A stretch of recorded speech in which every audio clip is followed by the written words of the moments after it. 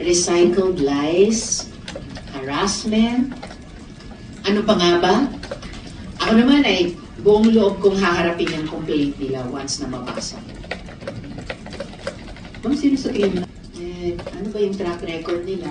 Laging may nasa likod din. So you're not bothered?